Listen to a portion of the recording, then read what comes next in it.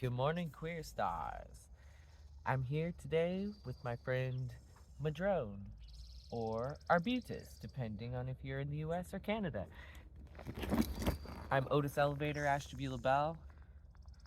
I am the witch on the job, and I'm with this witch today. This witch, Camas. Look at this luminary. I am obsessed with the garden in the morning because the light is low.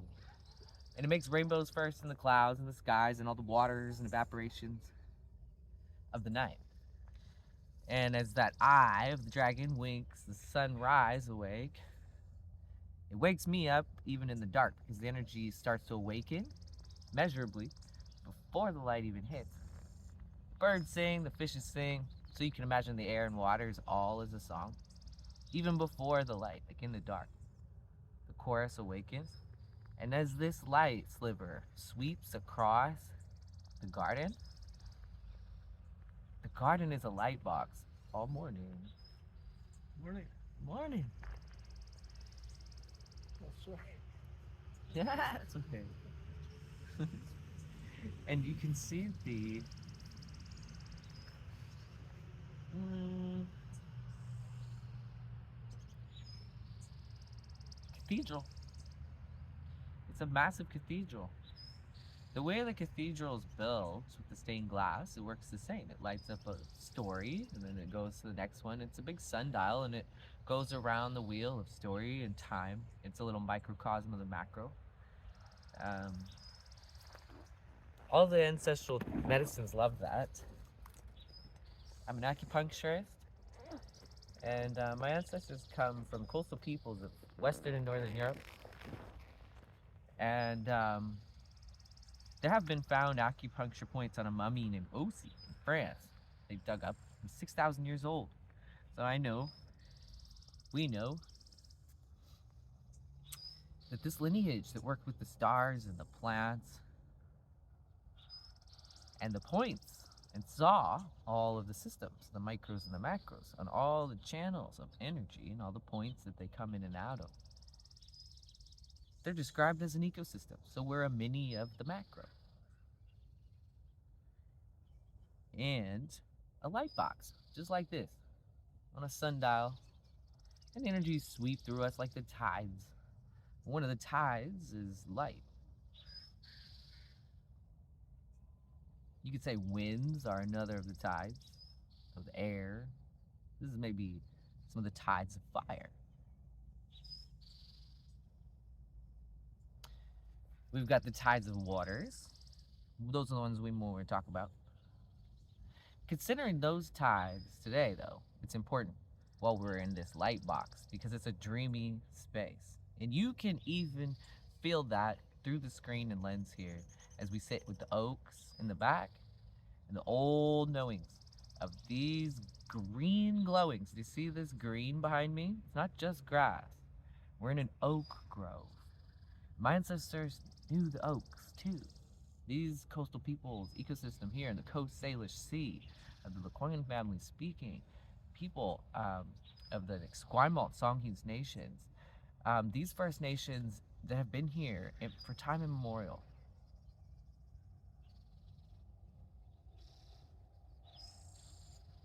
Share a lot of the same animal and plant spirits as my people.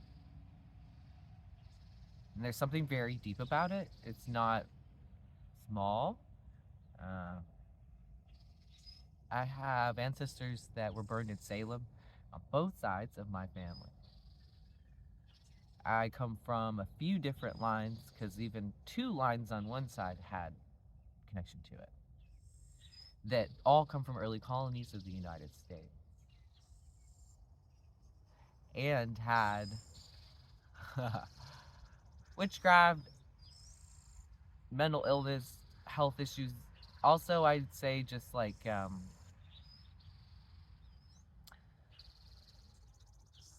a lot of old sacred families, and it was a kind of buried and disguised in mental illness. That's what I'll say. And there's just so many forms of that that still streak through me and my family. What I've seen them hold are old magics, and in the world they have to be hidden in certain ways, and they do get wounded and contorted by just a lot of thousands of years of trauma. And so I guess part of what heals that for me is remembering and being in the garden and just acknowledging that these sick people I come from did come so sick, as we know, fleeing persecution, and that the land here on Eternal Island took them in from all over the world that flee persecution, um, forming around unity as as the word, and also the Statue of Liberty is holding a lot. It's always been a very deep thing for me, and processing genocide of all the things has been really deep for me, starting very young, even of the ancestral European peoples, and just how it all happened in tandem with BIPOC, Black, Indigenous peoples of Turtle Island and all the other Africa and the Asia, everywhere. Empire. As a descendant of colonial empire, it has deep roots in my family. And as a mystical person with deep roots in that in my family, I see that we walked sick across the land in sick situations for thousands of years. Some of them were hundreds of years in the Tennessee hills. So that's really deep. That's interesting and deep. Other ones in like Maryland in the Northeast, I can feel are really deep too. Some of the like extractive industry roots in Ohio, sending down steel and iron down the Mississippi to colonize and build and develop, I find very deep too. I've always had a deep affinity with metal. I named myself after an elevator, right? I'm obsessed with that little tramp stamp Otis on the elevator. And the little metal accordion door. Like, I have metal collections. Anybody knows me. I haven't been a bike rider for a long time. I got really into bike parts. Ashtabula is a bike part. That's in my middle name. That was my first chosen name, but nobody could say it. So they wanted to shorten it to Ash, which I didn't feel was my name, even though I've known many Ashes, and there's a big streak of like, that's the world tree, and I did name myself that first, but did not want that name. I wanted a name that started with an O. Anyways, named myself after an elevator. So Otis Elevator Ashtabula Bell. The particular elevator I named myself after was an artist elevator, and it's just about portals and betweens.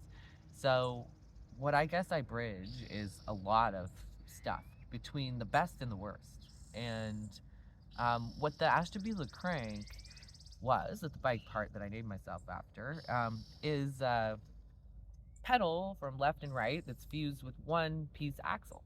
Because usually that Ashtabula crank is just like one, and the left and right's one. I loved the words. I loved how it sounded. Ashtabula crank to me is the perfect name. But I didn't go for that. I guess I could have just named myself Ashtabula crank, and been like, that's my name. And if I went that crazy and just named it at that point, I would have succeeded so much, because I was in a scene that you could do anything, like art, and people catalyzed all around the world from there into anything they wanted. I totally could have been Ashtabula Crank and just like went wild and got famous, I'm sure. But I stayed my life. I kept sweeping under the broom into a little clean closet, and then running away. Like, I'd have to live these dual lives or something. I went to bridge, maybe. My life, I know, has a perfection. Everyone's does. The ways that we went crazy and messy and broken and sabotaged it, stuff, and went famous, right? Went gifted, went to the star. One's maybe the earth and one's maybe the star, and we're the tomato in the middle trying to not get blight. Does that make sense? I wear pink and red together, and I don't think it clashes. I know some people may be offended by this color choice, but they're gonna have to deal with it, because I think pink and red go together. I just have to say that. All right. Well, starting off today, I do have a deck of tarot cards in my hand. I'm just generally doing a babble on in Babylon. Takes me a while to get around to the tarot, but you can always jump ahead if you just want to get to the tarot part. Or maybe you can just take this all as a channel reading. I mean, right now I'm talking about ancestry and why I do believe, I guess, sickness is maybe our stigma topic of the day. and ancestry, colonial ancestry, as sickness and wellness at the same time, and how I bridge that and everybody does, but I guess within the context that I live and process the genetics and the soul that I have with the lands that I've been born on and come from as a body and a soul. Weaving with the magic of this land, I see that sick people walked in a prayer of sickness across the land and wove the shores. Because I come from shoreline peoples and we wove the shores. We came shore to shore from sea to shining sea, didn't we? I don't even know what that's from. Is that from the Star Spangled Banner? Oh my god. Anyways, it's true. And a lot of weird prophetic oracles are just laced through our lullabies, our anthems, our children's songs, our sayings, our names. Like, it's really interesting. I call it augury. That's just when you see omens. You might say, like, oh, I saw an eagle today. You'd be like, wow. You know, or you'll see the number right when you have this thought. You'll see a word right when you have the thought. And or you think of something and they think somebody and they call you, whatever the augury is. It's just synchronicity threads, omens, signs, a little bit about messages coming through of larger synchronicities and threads.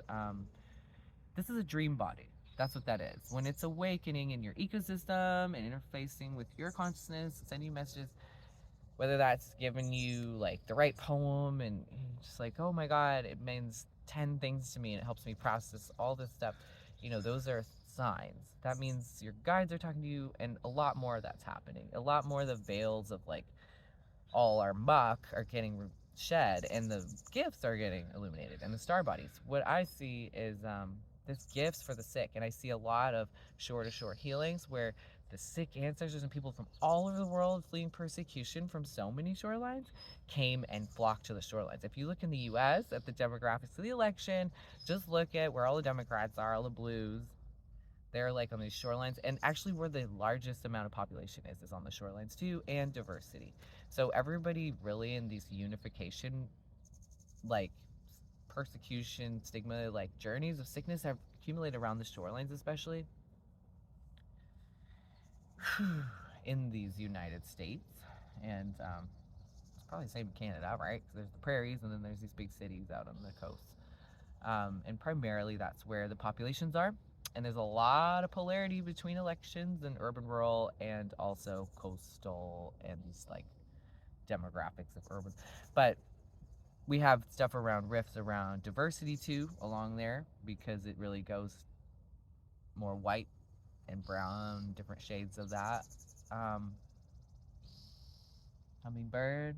Hello, hummingbird. Oh my gosh.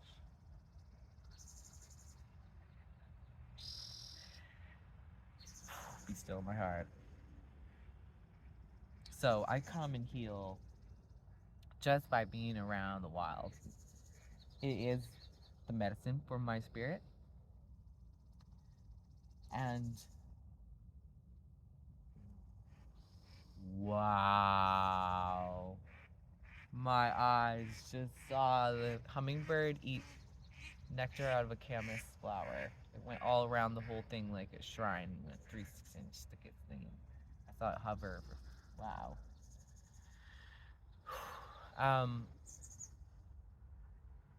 The old cultures know, and know still, they're still alive. The old cultures know. They live through us. They live through me. When we come and do this and connect to it, they're alive. What was remembered lives. We are the remembering. And literally it's giving our body back because it was stolen. So we get to have our queerness back. I'm transgender. I've had a lot of the natural animist world that I've experienced really be a sanctuary for me to remember my queerness. It's held a lot of sanctuary for my queerness, the natural environment.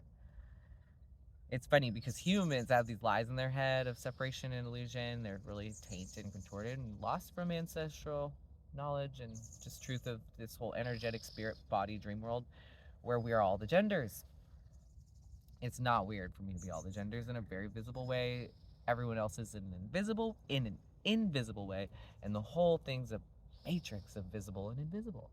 The plants, me, the animals, we're all a matrix of medicine. And we can't cut ourselves off from it anymore.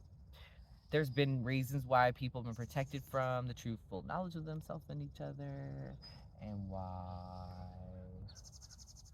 that's had to be a form of protection amidst persecution environments. It's just we're taking their sweet old gnarly time being stuck in the muck.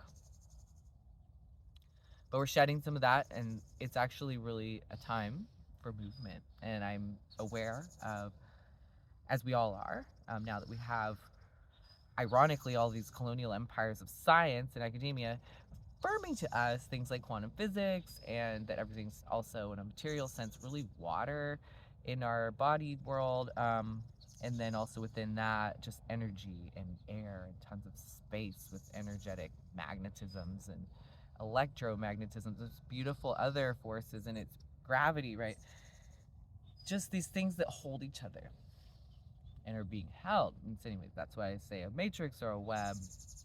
But I want to really affirm that the world's aware of its waters. I'm aware of the continuum of that thread, almost like how blood is this most big organ in our body. Blood is actually a liquid organ and tissue. It actually is tissue moving around, which is so cool and lava-like.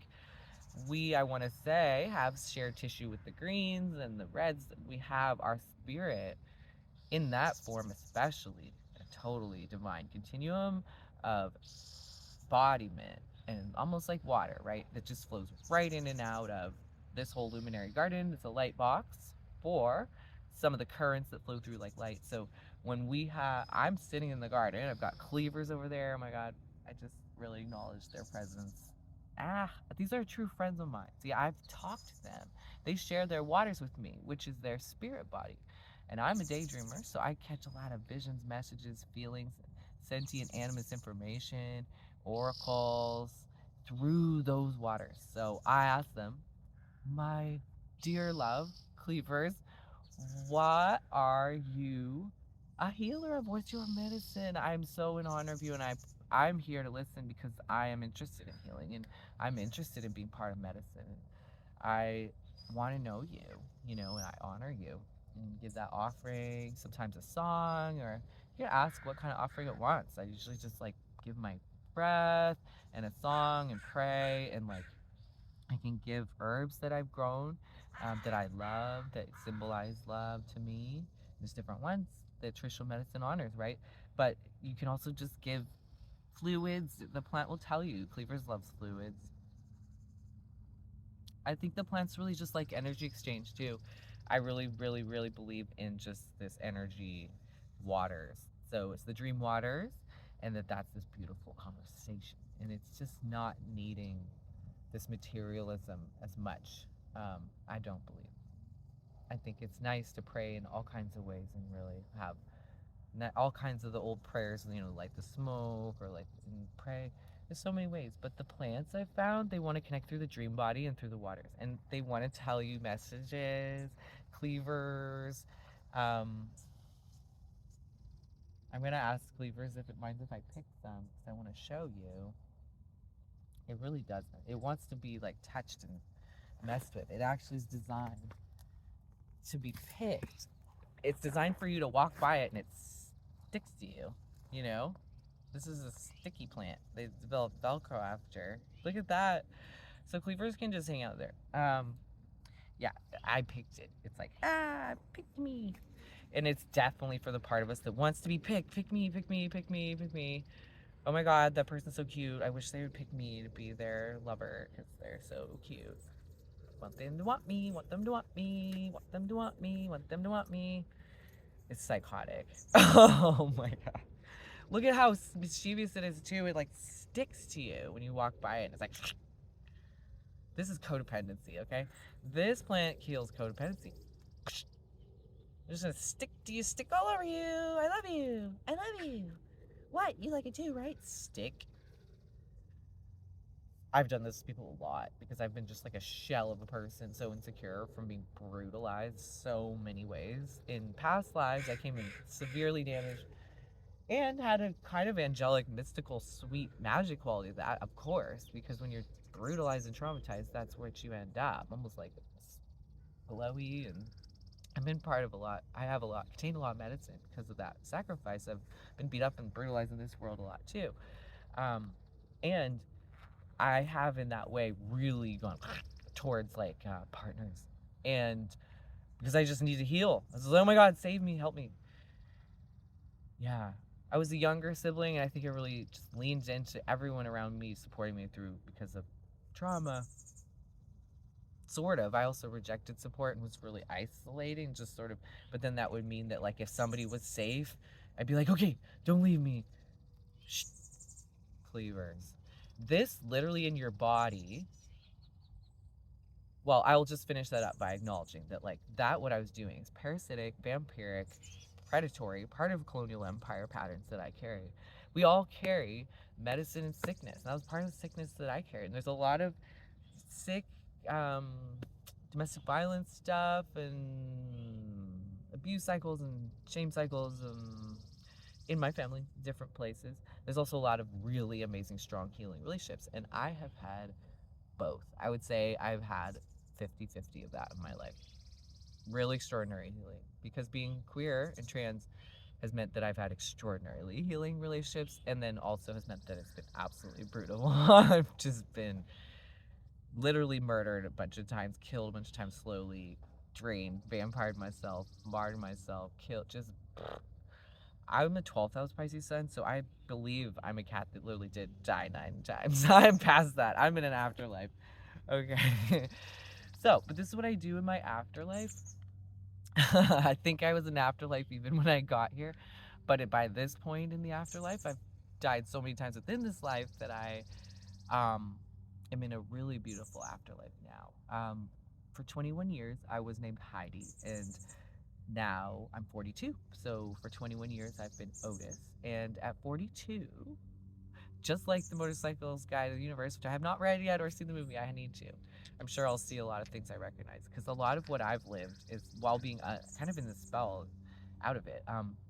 I haven't actually read or seen a lot of stuff, but I'm sure when I see the big cultural stuff, I will have lived it, because that's what I was busy doing. I was busy talking to plants, running around, channeling, being a channel. And I think I did channel in time with the universe a lot, channel like a lot of the stories and stuff that came through. I'm an artist. I'm definitely in the conversation. So I think I just have been directly living those things. And now society is really bridging genders, and I'm like, yeah, that's what I've been doing my whole life. I've been in non-duality ritual. And I've got a lot of survivor knowledge to share as an astrologer, especially, and as a mystic. So, with my ancestors' guidance now, I've bridged the other worlds, I've bridged worlds within myself of gender, I've bridged in every moment that really both and reality is usually the answer. If somebody's like this or this, I'm like, oh, both. They exalt each other. And that's usually the answer most of the time. Whether it's like, do you want this or that? I'm like, both, let's share. There's just so many options to have a feast. That's what it is. So it's feast logic, and it's called non-duality. And I'm an acupuncturist and a qigong therapist. And if you look at the Taoist knowledge at the root of that, they say you got yin yang, black white. Those two can be formed in these threes, these sets of threes in these different ways. And the Bagua, it's the 8 trigram on the turtle shell that you'll see even on the Korean flag. You can look at what I'm talking about, where you have the 3 lines of different open or broken patterns, which is this dark and light. You look at the dual, the two, and you arrange them in a bunch of ways, and they make oracles real quick. And through the 3, you just start to leap. And when you have 1, you have 2 ends of it, which makes 2 immediately, which then has a center point, which you have 2 ends and a third, which is the 3. And you leap through that third space in the middle in between. And that's what I am. That's what I did. That's why I come through to the light. And that's what you get, is a queer space where you get someone like me who's queer and trans and a witch. Falling in love turned me into a witch. Being trans is make me a witch. Needing to survive the reality of that and come heal, along with the colonial ancestral horrible genocide, persecution, trauma stuff, and disgustingness of the violence of colonialization empire that my lineage has been part of, the whole thing of it, all the gnarly parts of it. On all the sides, and I've lived all the sides too in this life.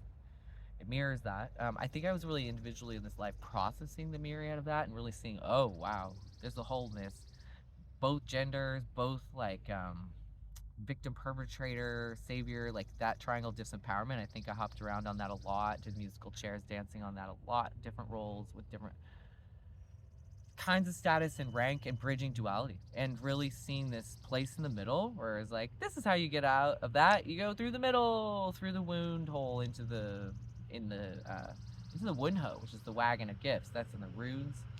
Anyways, through the wound hole into the gifts. Wound hole into the gifts. That's the chariot of the Great Dipper, Ursa Major, that is a Big Dipper. That chariot is, I think, the bear that we're inside of, and the real thing carrying us home is to go inside. We're inside of a big dream bear, and we are mirroring that, and we are dream bears. And Ursa Major is a big old ladle of a feast, because of course we're gonna Winnie the Pooh our way through, aren't we?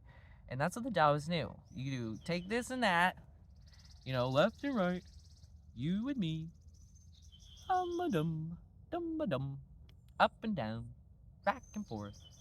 All these primal things where we're like, yes or no, maybe. Those three are the Holy Trinity. That is a consent practice that's everything. Nothing's left out of that. Everything is a consent practice. So when it's yes and no and maybe are these sacred ones.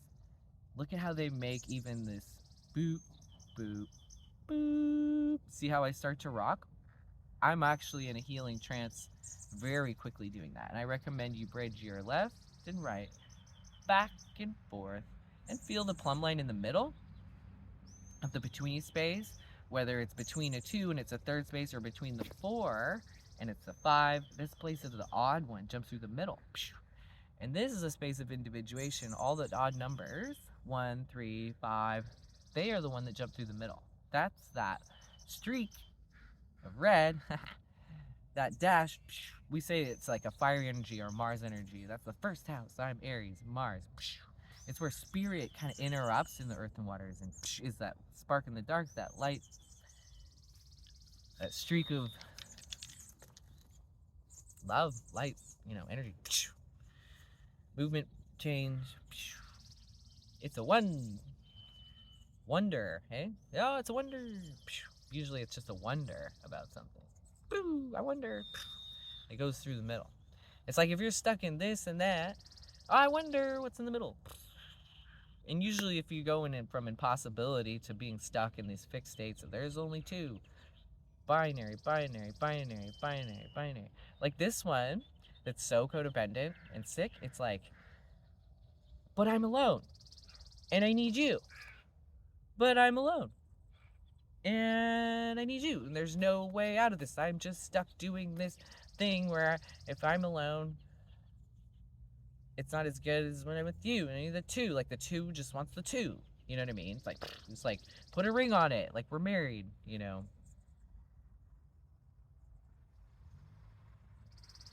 And I mean, you can't drive a car without the two, I mean, you can't. You just can't.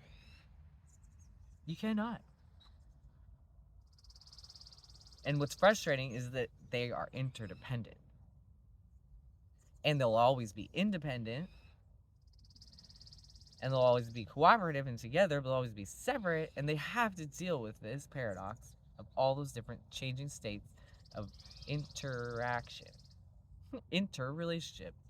I think this becomes so great. And when you realize when love and relationship of all kinds, even if it's just me and this, and being like, Cleavers, my friends, and like this give and exchange, when you find all the ways that you love doing that, even if it's me in these colors and these clothes, I love these friends, these threads, these colors. I get healed. It's all medicine. I'm a garden, it's a garden. We're all in this dream body through the water. It's just like exchanging dream vibes. It's a beauty conversation. I love being in it because I'm getting basted down in my soul levels. Usually love. This has helped me combat codependency. I was very sick with codependent patterns in my family and lots of addictive threads and a lot of identity issues as a trans man and a witch and really non-binary one, and like I came out kind of before the curve of it too. I came out in 96, very trans even in the 80s. Seriously, doing drag and passing my whole childhood in different ways. I was a tomboy. I know I look like a man now, but when I say I'm a transgender man, I really mean I was raised a girl, and I was a very trans child. So I looked really like a boy, and I was peeing standing up and playing with the boys, running around topless and swimming topless, and had ball cap on all the time. And I had superpowers physically. I was really athletic. I loved fishing. I was a boy, but I was a girl. So that was really cool. It was. It was really cool, and I met really cool people, and we were just kind of before our time, but so that was great, and it was hard. Uh, I think for me, well, it's hard in a million ways. It was kind of 50-50, right? Best and the worst. But um, I guess it's my work now to just bring messages of love for our bodies and for the garden, and just to really be part of a remembering of things before colonization. The plants help me remember that, and they're just very actively participating with me in like healing. And grateful that I come and heal this way with them. And I can feel that the ancestors of the humans are grateful that, especially as somebody from a white settler family, that I come here to heal in this way with them. And I used to do a lot more clinical herbalism where I would go plant harvesting because I was really into that. And especially where I was from in the US, I would harvest dishes and neglected green belts that didn't have humans come in and love them and visit and harvest them and love them and eat them. Because when we consume the plants into our bodies, we're giving that medicine plant its purpose. It gets to live its destiny through us to be a healer. And I feel emotional about that, saying that, because I came to be a healer too. So I know that they appreciate us helping them fulfill their destiny. So when we go harvest medicine and connect with it in a respectful way, and that has to be done in really careful relationship these days, because we're really actually in a restoration project of our garden, a lot of places. But and I've gone more into honoring plants' destiny to be healers more this way, through like dream body osmosis, and I will energy exchange, and that's part of the healing. I don't need to harvest as much, and I'll make flower essences, I'll make plant essences, using qigong techniques, and that's my ancestral medicine too. It doesn't necessarily need to be physical. Sometimes it does, and it's good to honor that I do physical medicine too. I love that too. I love processing medicine and growing it. It's just important to grow it. We need to grow these gardens back.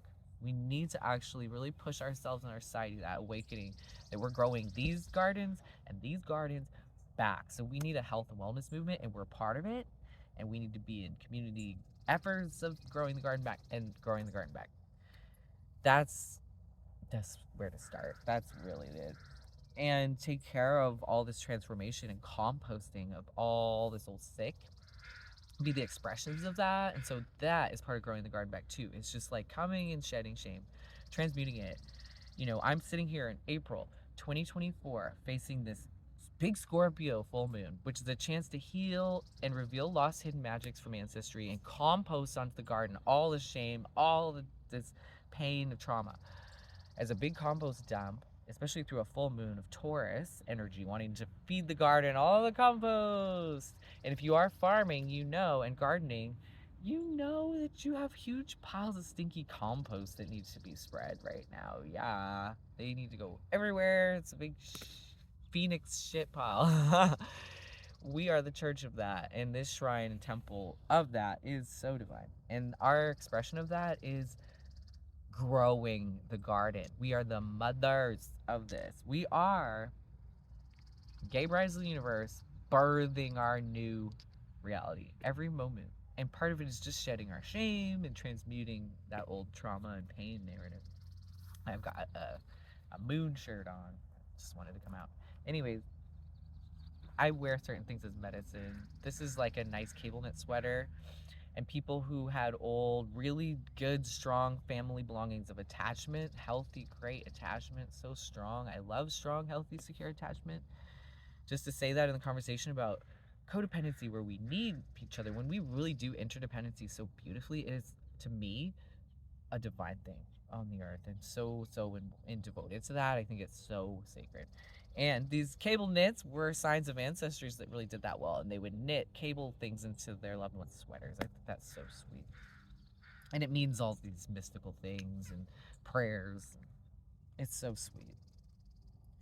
I really think putting our protection energy into expressions of care, nurturing, mothering is really important because we have every member of the family in our inner family system. We're all queer and trans. That's how I see that.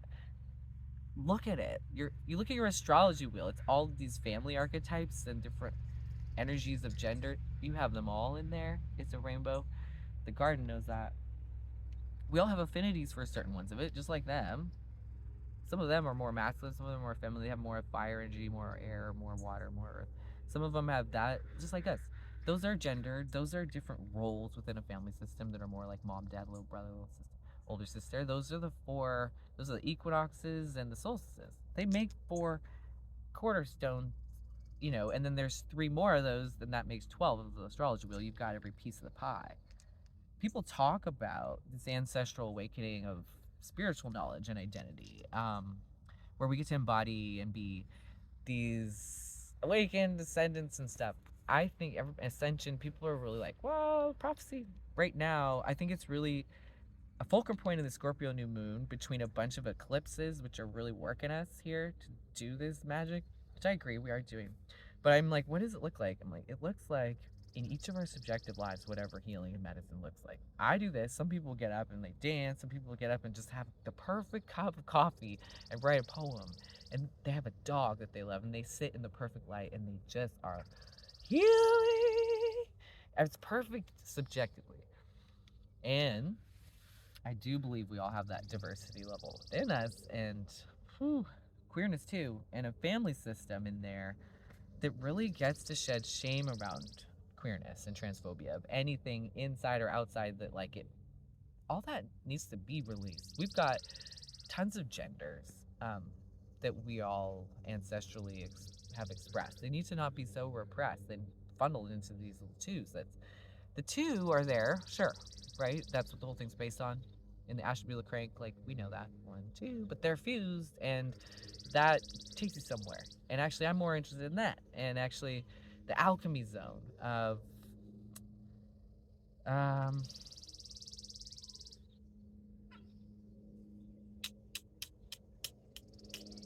gifts and feasts, the feasting points, where you realize you got two inside, right? 1, 2, right. So you got the family, the main couple is inside. And so you can do so much work there. We obsess and we fixate on all of the dynamics of self and other, but you can do so much self and other right here. Boop, boop, boop, boop, boop. You can be the dragon playing with that ball of self other, and just really practice consent in your own body. Consent is the practice. It's not to prepare you and then you're over it and then you're like, woohoo. You're in a consent process the whole time. You have to figure out, how do I like it? How does that feel? What am I feeling? Let's focus on just listening and seeing what feels something. And then noticing what that is and listening. So just being with the dream body. I do that with other plants too. It really helps me when I get visions about myself from the natural world, because I've really been at loss. Because I didn't have a lot of mirrors as a trans person and trans man to see myself. So I've had to find what is real, what is energy. Love really taught me a lot, and attraction about gender and agenda.